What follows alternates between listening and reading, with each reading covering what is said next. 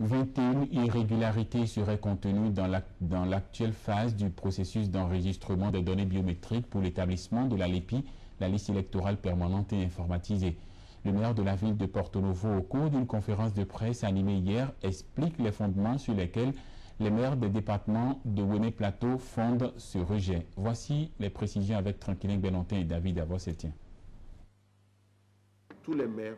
C'est en désespoir de cause que le collectif des maires des départements de Lomé et du Plateau, par la voix du maire de Porto Novo Osenemou Karam, a pris la décision de s'adresser au peuple béninois afin de partager avec lui les irrégularités relevées dans le processus de l'enregistrement biométrique des citoyens de 12 ans et plus dans les deux départements.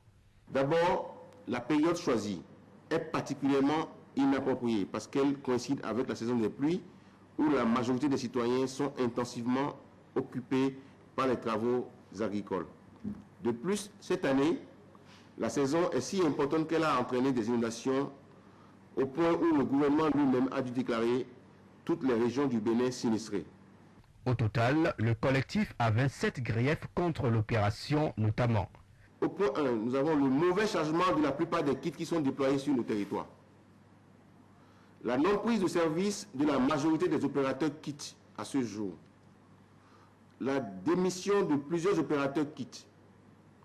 La non-maîtrise du logiciel par les opérateurs kits. Le mauvais fonctionnement des capteurs d'empreintes. L'inadaptation de la majorité des imprimantes photos en blanc-noir au lieu des photos en couleur. Le mauvais fonctionnement de bon nombre de kits.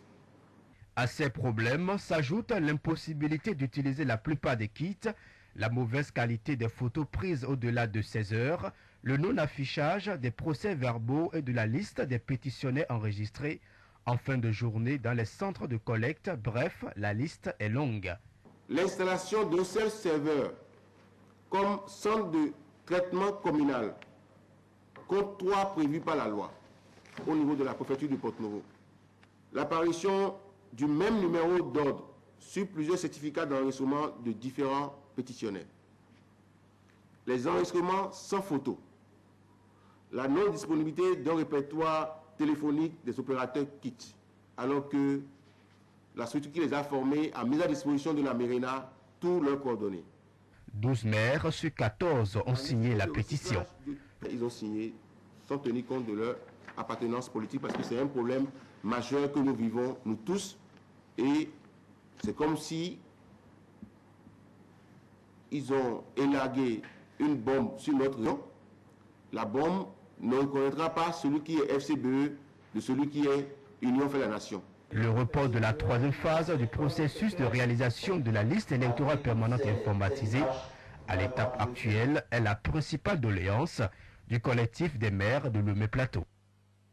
C'est donc 27 irrégularités qui seraient contenues dans l'actuelle phase, ce qui est annoncé par le collectif des maires. L'actualité